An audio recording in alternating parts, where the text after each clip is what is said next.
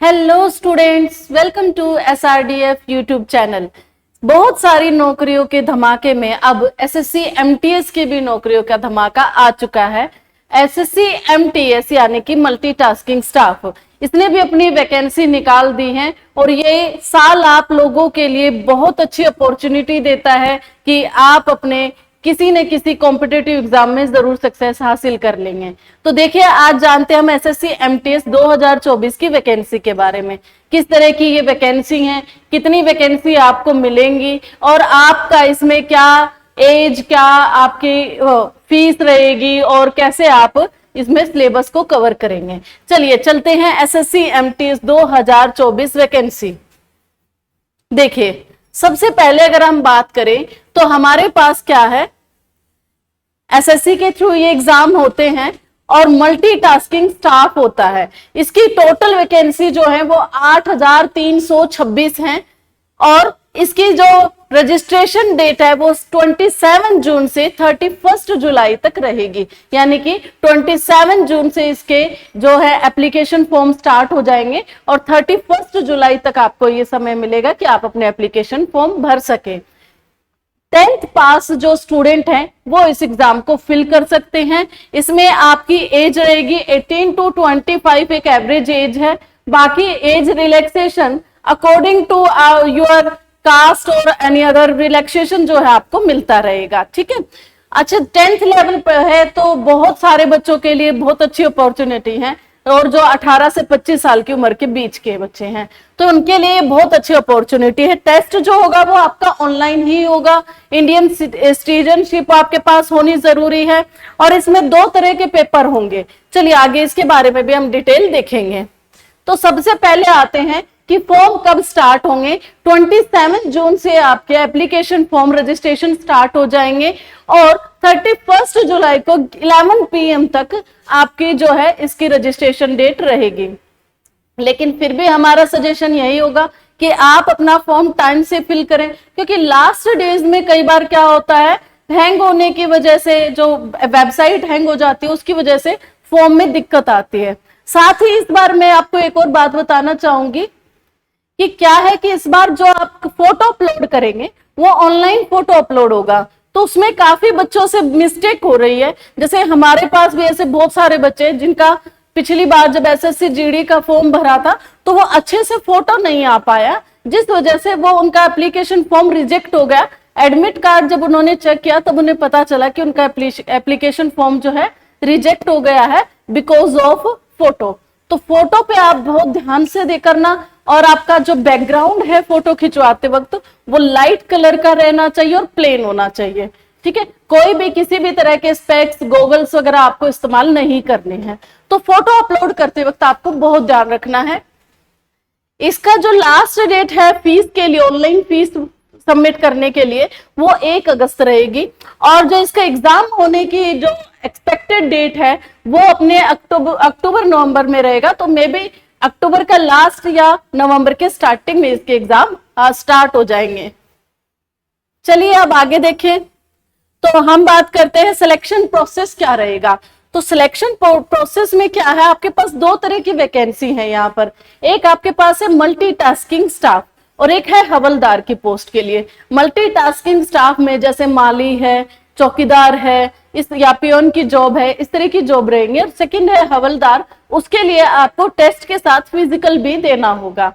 ठीक है, तो पहला टेस्ट जो आपका होगा वो है पेपर 1 जो ऑब्जेक्टिव रहेगा और ये CBT में होगा, यानी कि कंप्यूटर बेस्ड एग्जाम रहेगा। ठीक है, और स्टेज 2 में क्या करना है, आपके 2 टेस्ट हैं, PET और PST, यानी कि फिजिकल एफिशिएंसी टेस्ट और फिजिकल स्टैंडर्ड टेस्ट। ठीक है, ये हवलदार की पोस्ट के लिए ही होगा। ठीक है, और जो पेपर 1 है वो आपका ऑनलाइन और ऑब्जेक्टिव यानी कि MCQ बेस्ड ही रहेगा। अब हम एग्जाम पैटर्न के आगे बात करते हैं कि किस तरीके से सिलेबस को डिवाइड किया गया है।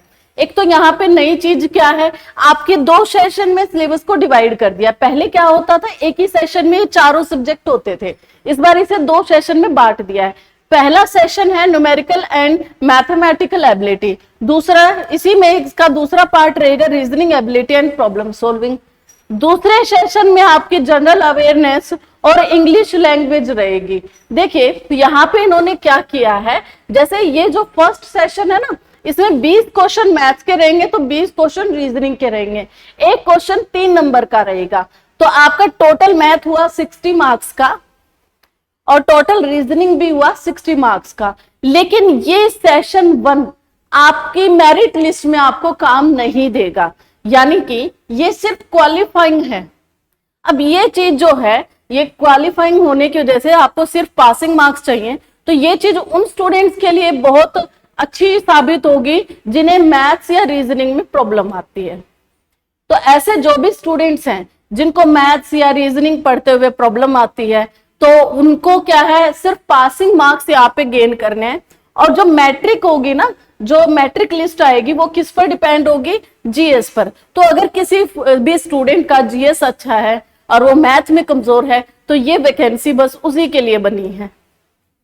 ठीक है, फिर आगे देखिए जनरल सेशन 2, जहां से हमारे जो है मार्क्स डिसाइड होने हैं। ठीक है, इसमें क्या है, जनरल अवेयरनेस रहेगी 25 और इंग्लिश लैंग्वेज भी रहेगी 25। एक क्वेश्चन 3 मार्क्स का है तो 75 यानी 150 का सेशन 2 रहेगा। ठीक है, अब यहाँ पे ध्यान रखिएगा, ये जो पहला है ये 45 मिनट्स का है, दूसरे वाला भी 45 मिनट्स का है। यहां से सिर्फ पासिंग मार्क्स गेन करने हैं और आपकी जॉब यहां से डिसाइड होगी सेशन 2 से। ठीक है, अब सिलेबस इनका किस तरीके से रहेगा, तो देखिए सबसे पहले पीईटी और पीएसटी आपका क्या इसमें क्राइटेरिया है हवलदार की पोस्ट के लिए। तो सबसे पहले वॉकिंग 1600 मीटर इन 15 सेकेंड और फीमेल के लिए 1 किलोमीटर इन 20 सेकेंड, सॉरी मिनट। ठीक है, साइकिलिंग की अगर हम बात करें तो 8 किलोमीटर इन 30 मिनट्स और 3 किलोमीटर इन 20 मिनट्स जो है फीमेल के लिए रहेगी। अब पीएसटी की बात अगर हम करते हैं तो यहां पर हाइट जो है मेल की रहेगी 157.5 सेंटीमीटर और फीमेल की रहेगी 152 सेंटीमीटर। जो चेस्ट है वो 76 सेंटीमीटर अनएक्सपेंडेड, यानी कि आपको वहां चीटिंग नहीं करनी है, छाती फुलाकर नहीं दिखानी है। ठीक है, वेट की बात रहेगी यहाँ फीमेल के लिए 48 केजी वेट जो है नेसेसरी है इतना होना। ठीक है, चलिए अब आगे चलते हैं, हम सिलेबस को कैसे एनालाइज करेंगे। तो देखिए इतना तो आपको समझ में आ गया कि मैथ और रीजनिंग में तो आपको पास होना है बस। तो मैथ्स का सिलेबस वही है आपका एक नॉर्मल सिलेबस जो इस तरह के एग्जाम्स के लिए, जो एमटीएस या कांस्टेबल एग्जाम्स में ज्यादातर रहता है। आपका मैथ्स में रहेगा simplification, interest, average, ratio and proportion, problems on edges, speed, distance and time, percentage, profit and loss, number system, number series, mensuration, time and work, data interpretations, mixture problem, algebra, trigonometry and geometry. ये जो syllabus है ये आपका maths का रहेगा। अब सबसे आसान यही है कि जिन बच्चों को मैथ्स में प्रॉब्लम है वो पासिंग मार्क्स तो इसमें गेन कर ही सकते हैं। रीजनिंग के लिए हमारा जो सिलेबस रहेगा वो classification, analogy, coding, decoding, matrix, word formation, Venn diagram, blood relation, missing number, puzzles, direction, non verbal reasoning और वर्बल रीजनिंग। ठीक है, ये आपका रीजनिंग का रहेगा, ये आपके क्वालिफाइंग है। फिर बात आते हैं जहां पे आपको मार्क्स गेन करने हैं, वो है इंग्लिश और जीएस। ठीक है, इंग्लिश में आप ज्यादा से ज्यादा, क्योंकि जीएस में आप कितना भी पढ़ ले बहुत अच्छी स्कोरिंग जीएस में होती नहीं है, तो यहाँ पे अगर आपको जॉब में सिलेक्शन चाहिए ना, तो मेरा मानना यह है तो क्वालिफाई तो आपको करना ही पड़ेगा। लेकिन अगर आपको मैट्रिक में अच्छे नंबर लाने हैं तो आपको अपनी इंग्लिश पर बहुत ज्यादा ध्यान देना चाहिए। कई स्टूडेंट्स को लगता है कि वो जीएस बहुत ज्यादा पढ़ लेंगे, वो बहुत ज्यादा उसमें कर लेंगे तो उनके क्वेश्चन ये 75 है, 70 तो मैं ले ही लूंगा, 65 तो मैं ले ही लूंगा। ऐसा यूजली बिल्कुल नहीं होता है। ठीक है, तो आपको अपने इंग्लिश पर ज्यादा ध्यान देना है ताकि आप मार्क्स यहां से ज्यादा स्कोर कर सको। तो इंग्लिश में जो हमारा सिलेबस रहेगा वो reading comprehension, fill in the blanks, spellings, phrases and idioms, synonyms, antonyms, one word substitution, sentence correction और एरर स्पॉटिंग रहेगी। आप इंग्लिश में इन सभी सब्जेक्ट पे, खासकर एरर स्पॉटिंग वगैरह जो होते हैं, इन पे आप प्रीवियस ईयर पे बहुत ज्यादा प्रैक्टिस करनी है आपको, ठीक है। तो ये आपकी प्रैक्टिस जो है, ये आपके जो एरर होने के चांसेस है, गलती होने के चांसेस है, उसको मिनिमाइज कर देता है और आप अपने अच्छे से मार्क्स स्कोर कर पाओगे, ठीक है। फिर उसके बाद आ जाती है जनरल अवेयरनेस की, ठीक है। आपको ये 4 लाइनें दिख रही है, लेकिन ये ऐसा नहीं है, इसमें सब कुछ इंक्लूड है। सबसे महत्वपूर्ण जो यहाँ पे इंपॉर्टेंट रहेगा वो है स्टैटिक जीके। तो सबसे पहले हर एक स्टूडेंट जो भी जीएस के लिए प्रिपरेशन कर रहा है, उसको ध्यान देना है कि उसकी स्टैटिक जीके कंप्लीट होनी चाहिए। सबसे पहले आप अपनी स्टैटिक जीके ही कंप्लीट कीजिए, और स्टैटिक जीके के कंप्लीट होने के बाद उसके प्रीवियस ईयर क्वेश्चंस पर खूब मेहनत आपको करनी है।